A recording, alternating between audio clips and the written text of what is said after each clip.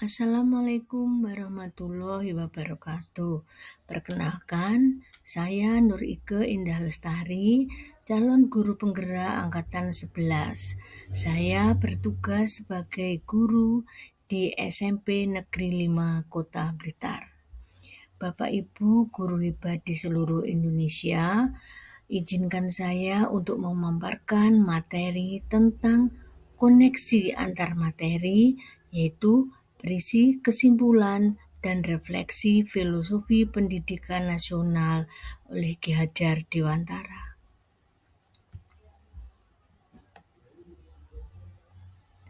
Filosofi pemikiran Ki Hajar Dewantara yaitu membawa anak Indonesia mencapai kemerdekaan belajar. Dalam hal ini bermakna bahwa sebagai pembelajar atau guru, kita melaksanakan pembelajaran yang berpihak pada anak sebagai prioritas utama yang harus dilayani sesuai dengan kodratnya masing-masing.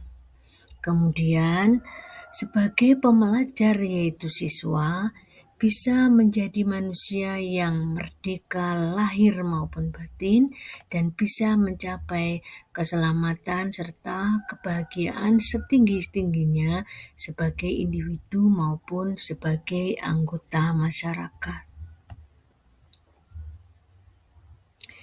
Ada 3 kerangka perubahan menurut Ki Hajar Dewantara. Yang pertama adalah kodrat keadaan yang meliputi kodrat alam dan kodrat zaman. Dalam hal ini, yang dimaksud dengan kodrat alam adalah tempat di mana siswa berada. Sedangkan kodrat zaman yang dimaksud adalah meskipun siswa berada pada tempat yang sama, tetapi pada zaman yang berbeda, maka tantangan yang akan dialami akan berbeda pula. Kerangka perubahan yang kedua menurut KHD adalah azas trikon, yaitu kontinuitas, konvergensi, dan konsentris.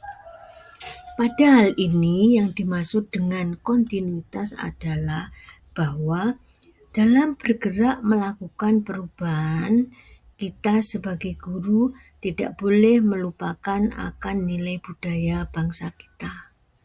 Kemudian untuk asas konvergensi yang dimaksud adalah bahwa perubahan yang kita lakukan harus memanusiakan manusia dan memperkuat nilai kemanusiaan itu sendiri.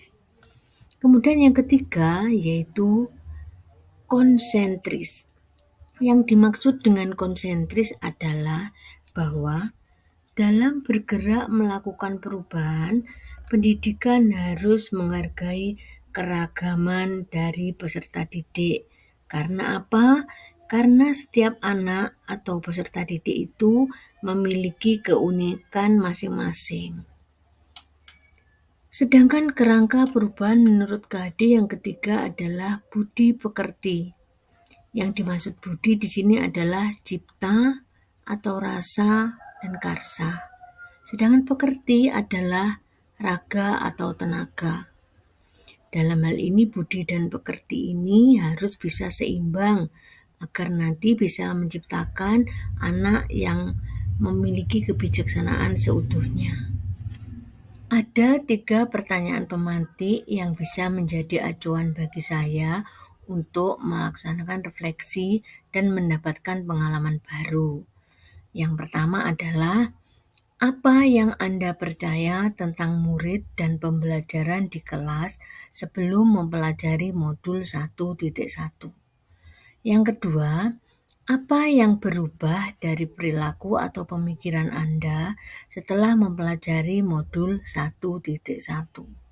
Yang ketiga, apa yang dapat segera Anda terapkan lebih baik agar kelas Anda mencerminkan pemikiran dari Ki Hajar Dewantara? Baiklah Bapak Ibu guru hebat semuanya, marilah kita kupas satu persatu tentang 3 pertanyaan pemantik tadi. Yang pertama, Apa yang Anda percaya tentang murid dan pembelajaran di kelas sebelum mempelajari modul 1.1? Saya sebagai pendidik percaya bahwa murid itu bagikan kertas kosong di mana mereka bisa kita bentuk dan kita arahkan sesuai dengan keinginan kita. Kemudian saya juga percaya bahwa pusat pembelajaran di kelas adalah guru atau teacher-centered learning, sehingga murid harus selalu mendengarkan serta menurut dengan apa yang disampaikan guru, dan patokan dari murid pintar menurut saya adalah dilihat dari hasil nilainya. Kemudian saya tidak pernah membedakan murid dalam proses pembelajaran, karena saya menganggap bahwa semua murid itu sama, termasuk bakat dan minatnya.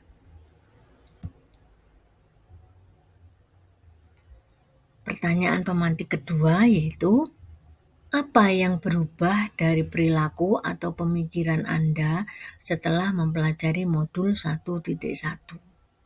Dalam hal ini, saya memiliki pemikiran yang sudah berubah setelah mempelajari modul 1.1, yaitu bahwa anak ternyata bukanlah kertas kosong yang bisa digambar sesuai keinginan orang dewasa. Jadi, guru di sini tugasnya adalah menuntun, yang artinya bahwa kita sebagai pendidik harus bisa membimbing, kemudian melayani, dan memberikan fasilitas sebaik-baiknya terhadap kekuatan kodrat yang dimiliki oleh anak, dengan tujuan agar mencapai keselamatan dan kebahagiaan yang setinggi-tingginya sebagai manusia maupun sebagai anggota masyarakat. Kemudian, dalam proses pembelajaran, ternyata siswalah yang menjadi prioritas utama atau menjadi subjek, sehingga guru harus menghargai perbedaan yang ada pada masing-masing anak. Kenapa? Karena anak itu memiliki keunikan tersendiri. Kemudian guru juga mendukung sepenuhnya bakat dan minat anak sesuai dengan kodratnya. Pertanyaan pemantik ketiga yaitu, apa yang dapat segera Anda terapkan lebih baik agar kelas Anda mencerminkan pemikiran Ki Hajar Dewantara? Ada beberapa hal yang saya terapkan di kelas, antara lain bahwa sebagai seorang guru, saya akan menerapkan 3 semboyan Ki Hajar Dewantara, di mana orientasi pembelajaran yang utama adalah siswa. Saya sebagai guru menjadi pemimpin kelas, maka saya menjadi fasilitator di kelas tersebut dengan memberikan suri tauladan yang baik, membangun semangat, serta memberikan motivasi kepada siswa agar dapat memaksimalkan kemampuan dan keterampilan mereka dalam berpikir kritis, kreatif, kolaboratif, dan komunikatif, dengan menghargai keunikan masing-masing siswa sebagai wujud dukungan terhadap merdeka belajarnya. Nah, Bapak Ibu guru hebat semuanya, bisa kita simpulkan bahwa pendidikan haruslah mengutamakan peserta didik. Kenapa? Karena mereka dapat mengembangkan kompetensi yang dimilikinya jika peserta didik tersebut menjadi pusat atau subjek di dalam pembelajaran. Kemudian pendidikan haruslah menerapkan budi pekerti yang seimbang agar siswa bisa berperilaku yang baik di rumah, di sekolah, maupun di masyarakat. Nah, Bapak Ibu guru hebat semuanya, demikian tadi pemaparan saya tentang koneksi antar materi. Semoga apa yang saya berikan ini bisa menjadi acuan, bisa memacu kita semuanya mengantarkan siswa untuk mendapatkan pembelajaran yang seluas-luasnya dengan tanpa memberikan rasa tertekan dan benar-benar bisa mendukung merdeka belajarnya. Sekian, terima kasih. Salam guru penggerak. Wassalamualaikum warahmatullahi wabarakatuh.